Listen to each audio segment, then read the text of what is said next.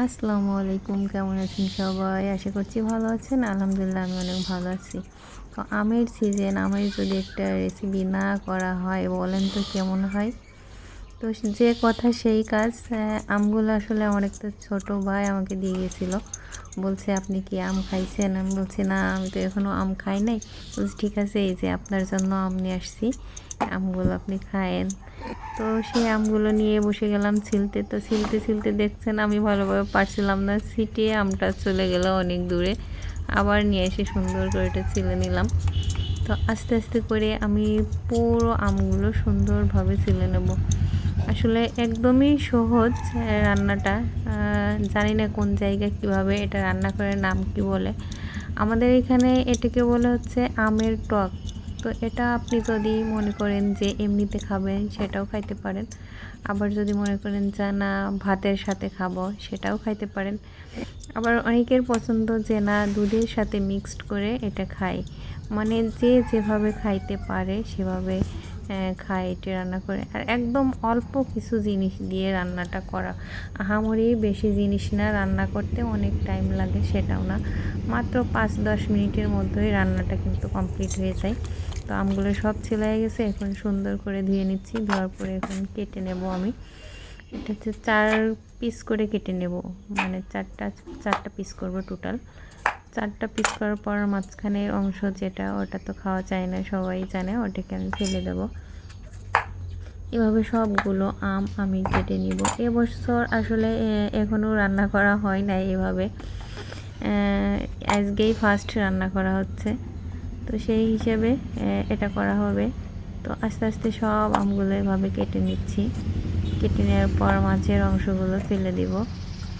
ফেলে দিয়ে এটা এই আর একবার করে, ঠিক আছে, আর একবার করে সুন্দর করে ধুয়ে নিতে হবে। আগে একবার ধোয়া হয়েছে, ওটা হচ্ছে ছিলার পরে গায়ে একটা কষ থাকে, ওইটা থাকলে আসলে কেমন যেন লাগে কাটার সময়, হাতটা মনে হয় চুলকায়, একটা পড়েও গেছিলো নিচে।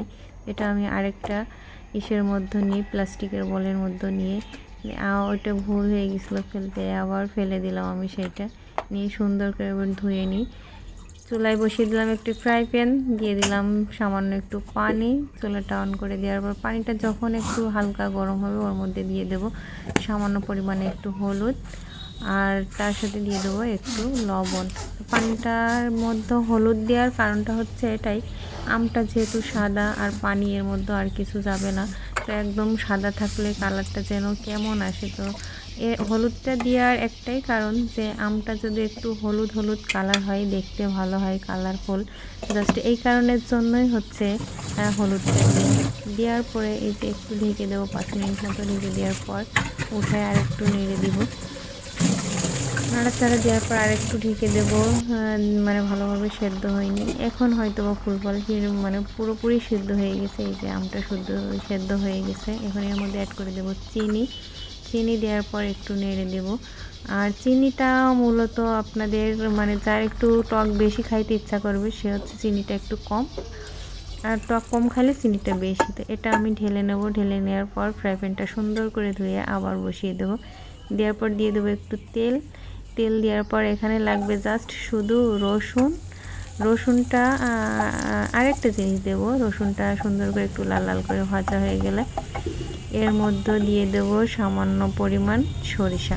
তো রসুন আর সরিষা সুন্দর করে একটু নাড়াচাড়া করার পর ওর মধ্যে আমি একটু লাল লাল যখন হবে, একটা ফ্লেভার বের হবে রসুন আর হচ্ছে সরিষার, তখন সেই ঢেলে রাখা আমটা আবার দিয়ে দেবো ওর মধ্যে। দেওয়ার পর এবার কিছুক্ষণ আবার নাড়ানাড়ি করব। করার পর এই যে ফুল রান্নাটা হয়ে গেল। এটাই ছিল আজকে।